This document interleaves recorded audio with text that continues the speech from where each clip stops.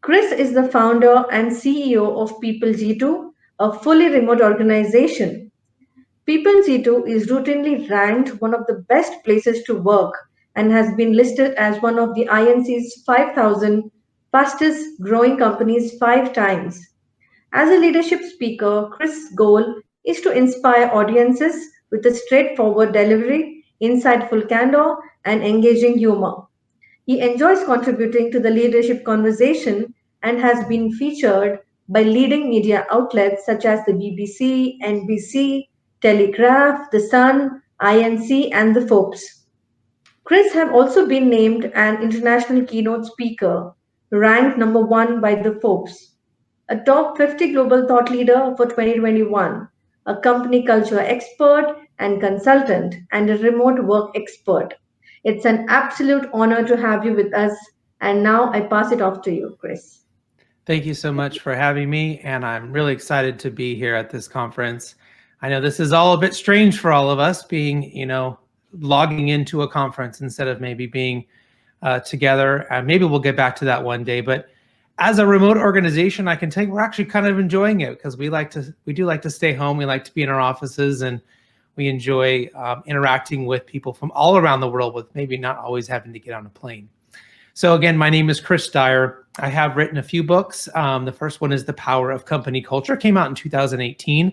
So if there's anything that you're thinking about with your organization for culture, you could turn there. But I actually started writing my book about remote work before the pandemic. So I was a little lucky in that it was kind of perfect timing. So that's coming out this year. And I'm going to talk about some of the really practical things that went into the book. Things that we do at my organization, things that my co-author and I both do. Things that we studied from other really large organizations, organizations that moved very quickly, from Cornerstone On Demand on how they moved thousands of people to remote very quickly, to how do you staff 5,000 nurses in New York remotely, right? How do you do that? What are some of the things you have to think about from a human side? And what are some of the things you have to think about from a compliance side and practical side, needing actual tools? So I'm going to, here in my 30 minutes, try to give you a good mix of both the human stuff and maybe the tools stuff. So depending on who you might be, hopefully you can walk away today from this 30 minutes with something you can take back and use in your organization. That's my goal. So let's kind of dive in. This is some of the people that I've had the privilege of working with this year. Done over 70 remote trainings and presentations. These are some of the big organizations you might recognize. But everyone has gone remote, and I think even when things go back to normal, it's going to stay. We're going to continue to have hybrid. We're going to continue to see a lot of remote work because it does work so well for so many people for so many different reasons. And as she mentioned in the intro, I've been really fortunate to be able to share my message on many different platforms and TV, and so it's been a really exciting ride. My company does background checks, and that's not necessarily the most exciting thing. So we do love talking about our culture and our remote work and a lot of the fun things that we're doing, and I'm going to talk about some of those today with you. So my company is People G2. We are one of the sponsors here for this conference. And one of the things that I started doing back in 2009 is, instead of focusing on background checks, instead of focusing on my organization, instead of focusing on anything. Well, I've just been told that there's no slides being shown. Thank you so much, Mike. We are going to fix that.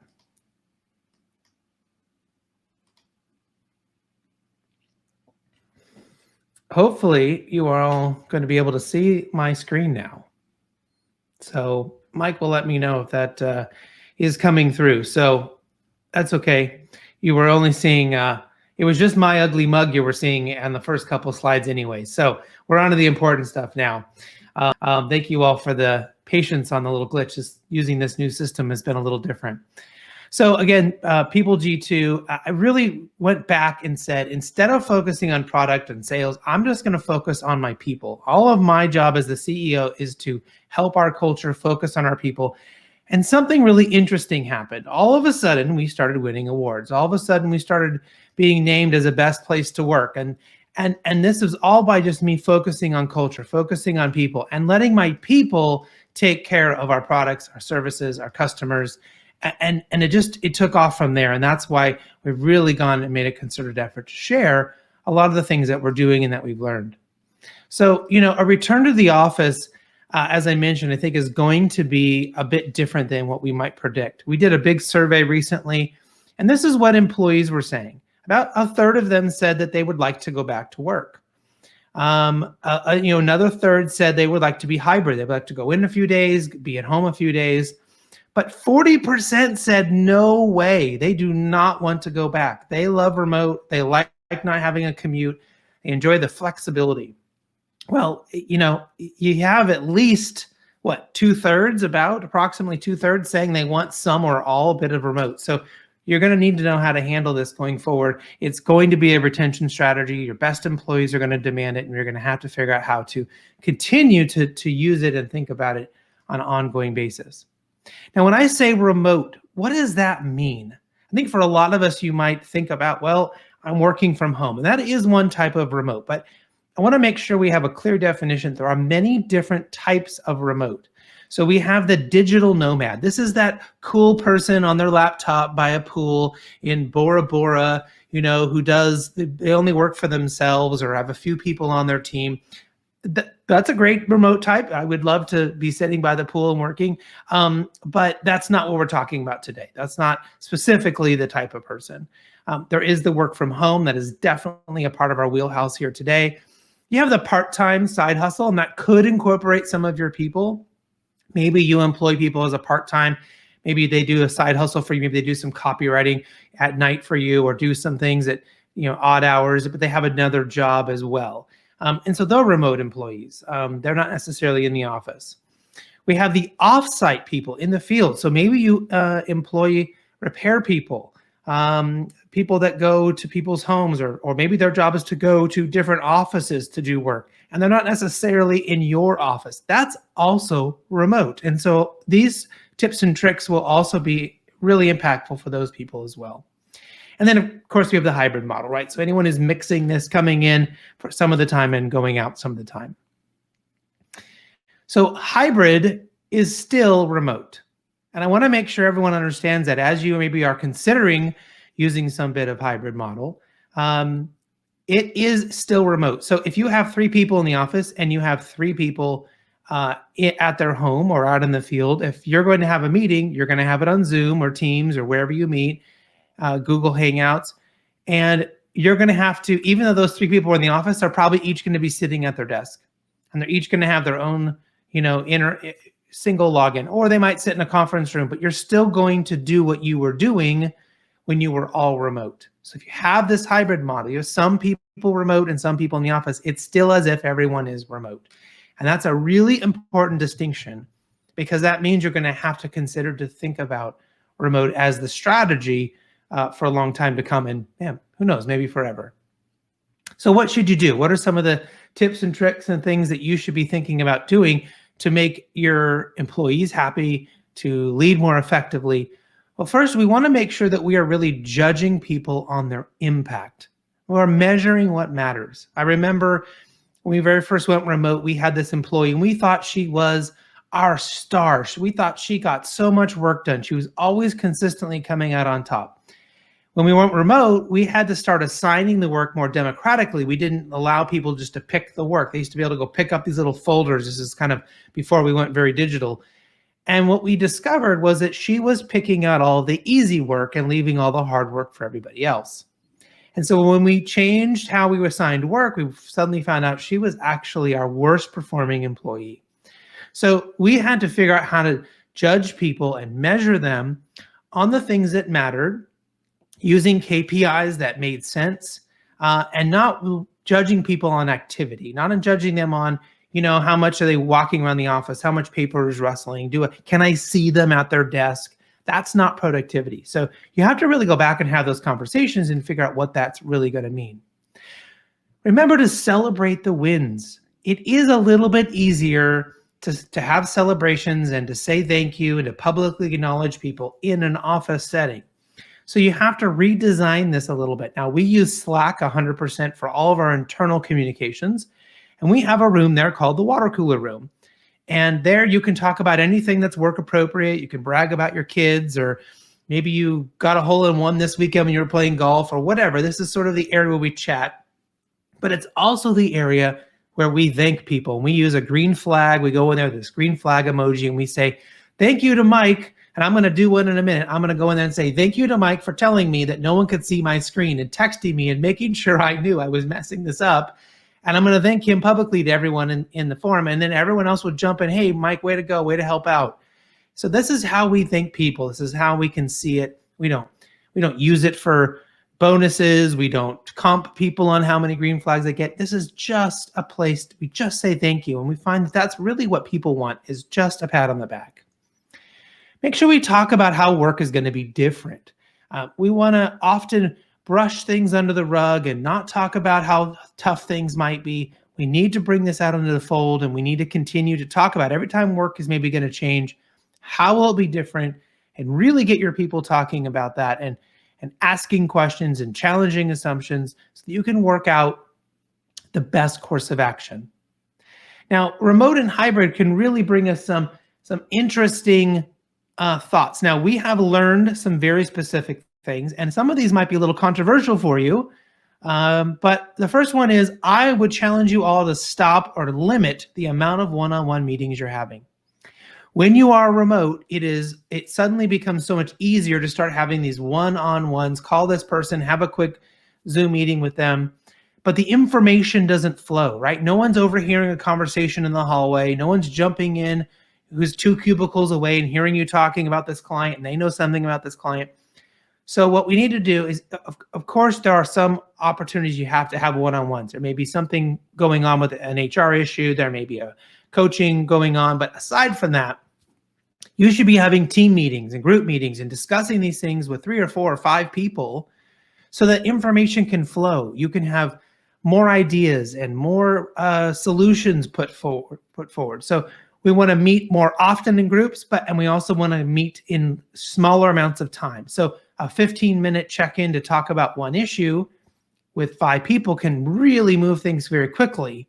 And having lots of those instead of 1 or 2 hour long meetings once a week or twice a week or whatever it is, or even daily, we want to have small little meetings with groups and eliminate as many one-on-one meetings. You will find you are faster, you are getting more things done in the organization, and there is more communication happening. We want to stop having long meetings on video. So if you're having an hour or 2 hour long video meetings all the time, you're messing it up. Now, sometimes you have to have long meetings, and I get that, but you better have breaks built in. Every 30 minutes or so, you guys should be standing up. Maybe every 45 minutes, you need to have a bathroom break. I mean, you need to have pauses in there for people to move and to get more coffee or whatever it is they need. We would normally do that if we were sitting in a conference room together. People would get up and go get more coffee. They might stand up and stretch. They might say, hey, can we take a quick bathroom break? But I've noticed in these long video meetings, people are not doing that right now. So we have to build those things in to help our people be effective. And then we want to make sure we are curating meetings in a very specific way. So here are some of the basic rules that we live and die by at my organization. And this has helped us so much. Number 1, meetings must always start on time. We give people up until a minute. So if a meeting starts at 8, by 8:01, we are talking. And if you are late to the meeting, you have to sing a song, right? We do something fun, but people are not late. We start meetings on time. No one's asking, well, where's Bob? And then looking for them and calling them and texting them. We start the meeting. And if they couldn't make it, if something happened, we are not spending 10 minutes wasting everyone's time looking for somebody. We start the meeting and we go. Or if for some reason that person who called the meeting was the one who didn't show up, we just leave. We'll come back another time. So we always start on time. And then we have the goal to always end early. There's an interesting thing called the Parkinson's Law, which says that if you set an amount of time to do something, it takes you that amount of time to do it. So if you said, I have 2 hours to clean my garage this weekend, you will probably take 2 hours to clean your garage. If you said, I have 30 minutes to clean my garage, well, you might only do the things that are most important. You might ask your friends and family for help, right? So you might find a way to condense it. So if you are always trying to end your meetings early, you will condense, you will be more effective, You'll waste all the time, all that time wasting conversations and things, or people bringing in new issues that weren't on the agenda. That won't happen when the goal is to end early. And then remember, if there's no agenda, there's no meeting. In fact, we famously, when new people are hired, you will often see them forget this, and they will maybe send out a meeting request and there'll be no agenda. And they'll be like, well, how come everyone declined my meeting? And then they realize, well, there was no agenda. I didn't say why I wanted to meet. I didn't list the things that we needed to talk about in this invitation. So no agenda, no meeting, because that's just an invitation to sit and talk forever and to trap people on a phone call. That is a recipe for not actually achieving something, not actually figuring out how to solve an issue. Because if people don't know why they're coming, they can't be prepared. They can't bring solutions, ideas, information that's needed. Instead, you get up, oh, we're talking about this client. Oh, we'll have to go back and pull this report and then we can meet again. Well, what was the point of meeting for that first time? So we want to give people the opportunity to know what's happening, and also maybe say, hey, maybe I don't need to be on this meeting. Or don't you think we should have John on this meeting? He knows a lot about this client, right? And so we can be more effective. And then we want to make sure we are asking what's working. I've said the word problem a few times, but honestly, we want to make sure that we are asking this question of our clients, of our vendors, of our employees, of our company, before we dive too far into what's happening, what we need to fix, and what's the problem. What's working right now? What's going good? What are we enjoying? Who's killing it for us right now? If you've ever had a client show up and they've on a call and they've been upset that maybe something isn't working, or their expectations weren't met about one particular thing, this is a wonderfully disarming question to ask them. Before we dive into that, could you tell me what is working? What are we doing well? And you'll notice that all this information will come out and you can say, okay, great. Thank you for helping me understand that. Now, where can we do better? And then that conversation turns into a place for us to figure out as an opportunity how to get better. It is a completely different strategy than saying, well, I'm going to problem solve, and what's the problem? How do we fix the problem, which is inherently negative. So remember to ask your people what is working. Ask your clients what is working. That we need to remember that, right? We're remote. We actually have been getting so much more work done. I've noticed that I have so much more time with my kids. I noticed I've actually been able to read a book now because I'm not sitting on in a car for 2 hours to drive into the office. What's working? These are important metrics for us to talk about and to know. Now, the next thing we want to do is create signposts. Now, what do I mean by that? Imagine if you were in a regular office and you walked into the conference room and there your boss is standing there holding a dry erase marker, and everyone else from your team comes in and sits down with their laptops, right? You probably know we're going to meet, right? We're going to brainstorm. We're going to talk about something, right? There's something that's going to happen. That's a signpost. We know it's going to happen. What happens if somebody walks down the hall with a cake, with lights, with candles lit? We know someone's birthday, right? We're going to sing. There's a signpost. When you're remote, you have to create new signposts for people so they know what is expected, what's going to happen. So when do we check in? When do we show up and check in with each other? Maybe you need to have a daily stand-up with your team. Maybe that's the check-in time. Maybe it's the end of the day. You do a quick 15-minute check-in on how everyone did and where they need help. When do we collaborate? When do we brainstorm? Right? When do these things happen? Again, you need to create signposts. Maybe this is on a team meeting once a week. Maybe this is in your quick meeting when an issue comes up. And when do you blow off steam? I know a lot of companies that have like beer Fridays. Friday afternoon, you can have a beer, and they blow off steam on Friday afternoons around the office. Well, if you're all remote or people are a hybrid remote, what do you do to replicate that? Right? Do you need to host it on Zoom or some other platform? Do you need to maybe do it where everyone just posts a picture in Slack of how they're blowing off steam? Maybe you don't have to necessarily force everyone into a meeting, but how could you allow them to blow off steam in a particular way? Again, these are all things you should need to talk about and invent.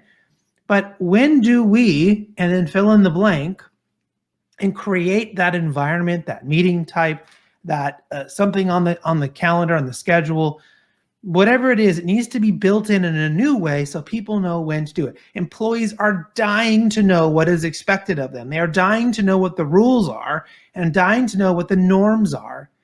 And it's so easy to just watch what everyone else is doing when you're in an office. But if you're not in an office, we need managers and we need our senior leaders just to help create those new signposts so we know when to do those things. Now, I promised you 2 parts here, right? So those are some of the human things that we have figured out. Some of the really important tactical things that you may be interested in. We have developed, so we do background checks and drug testing, but to really help with a remote wave, we have created several new technologies. One is called Swift Hire, which allows you to text your applicant and they can do their entire background check on their mobile phone. But our brand new one is Swift ID. And this allows you to text the applicant and they can verify their ID. They can upload a government ID. It will take a selfie of them. If anyone's ever done anything with Bitcoin, you know this similar technology exists. It's how do you make sure this really is the person? Right now in the United States, you're currently allowed to use this technology for things like your I-9s. Now, that continues to be extended and you need to be aware of if that ever changes. But right now you can use this as your way to validate those documents for people to be in compliance, to make sure it's for them, their I-9s have been done, and that it really is the person who they say they are. This is really good for hiring because it dramatically improves that speed to hire. So our Swift Hire and Swift ID solutions allow you to hire people, we're noticing, about 400% faster, to really decrease your liability and compliance by ensuring you're getting all the information and really put the control. If an applicant is motivated and they want to move quickly, it'll allow them to complete that. So we notice when they get a text, they start filling it out. If they get an email, they might wait until they get on their personal computer to complete all that information while at their current job. The text message allows them to immediately begin that work, and you find that they move through the process much faster. We also allow the applicants to see what's happening, to know when their background check is done, so it helps them feel more satisfied and have more control over the process. This really allows, so you can kind of see a little screenshot there, but it's pretty simple and allows them to just do those basic things through their mobile instead of you as that HR team having to handle that. And, you know, it allows you to kind of deal with potential fraud or accuracy or anything else that may be an issue. And a lot of times we see applicants mistype their name or their date of birth. Maybe they don't put their legal name in there. They type in, like for me, they might type in Chris versus Christopher, and it's going to pick up on that because what's on their government ID is what's most important. And then we also have allowed this new thing called document generation. So we know a lot of you need to get people to look at documents, sign documents, and then collect those documents and make sure that they have done everything in advance to hire them. And you may not have a great system to do that. If you need our system, you can do that with us. So any of those documents at the time of their background check, even if it's the safety manual, the employee manual, maybe it's the I-9, all those different things can be done through the document generation, and we will store those for you inside the system so that you can easily access them. It will allow you to get their electronic signature. You can personalize the forms. And of course, the applicants then have access to these documents as well, and really give you that real-time update. So every time a form changes and a release form needs to be modified, all of these different things are they're done in the system immediately so that you can ensure your compliance is up to speed. All right, I think we are just about at our 30 minutes here. I want to thank you again all for being on and listening. Hopefully some of these things have been helpful to you. This is the time now. I think we can answer any questions you may have. If there was an area maybe I didn't talk about that you're struggling with your organization, I'm also happy to, we can kind of riff on that. But if anyone has a question, this is a great time. Let's go ahead and talk about it. So it was great. Chris, are you able to hear me? Yes, go ahead. Thank you, Chris, for an excellent presentation and your insights on hiring remote, hybrid, and power of employees. And now we begin with the Q&A. So we have one attendee asking, What is the value of sobriety background checks, especially with the needs for corporations and remote work? Can you say that the question again? Yeah, what is the value of sobriety background checks, especially with the needs for corporations and remote work? It was the word sobriety. Sobriety, yeah. So I think sobriety might be like drug testing checks, or Exactly. even there are alcohol. So there are many different uses for those types of checks. So some organizations want to make sure that their employees are not taking hard drugs. And there is a big change in the United States, state by state Mhm. right now. There is some possibility that we may even, as an entire country, we may legalize cannabis. So that Right. the cannabis one is a little bit of a, depends on where you're at. But for all the other drugs, companies often want to make sure they're not hiring someone who is using these heavy drugs. However, Mhm. most of what people are doing is it either in compliance because they are required to do some of these things, or they do them in reaction to an accident, right? So if a truck driver is in an accident, they are given a drug test right away to make sure that they were not on some sort of drugs. Right. If someone were be driving a forklift and there was an accident inside the warehouse, they would be given like an alcohol test and a drug test. Because Mhm. if someone is having an accident because they're using a drug, the company wants to know that and wants to terminate them and remove them so they do not endanger other employees or customers again. And they have a duty and obligation to do that. So that's often where we see most of the drug testing and alcohol testing and things like that. Yeah. Thanks so much, Chris, for that. And we have the other question. How do we background check for offshore workforce? Yeah, so it does depend on where you are. So is your headquarters, let's say, in the United States, and are you wanting to check people, let's say, in India or in England or in Japan? I mean, so that's one kind of background check. So we do a lot of those where our North American clients are checking people out in other countries.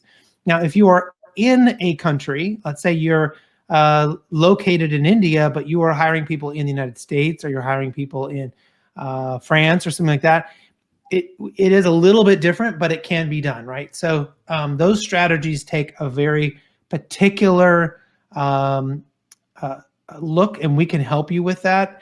But when you're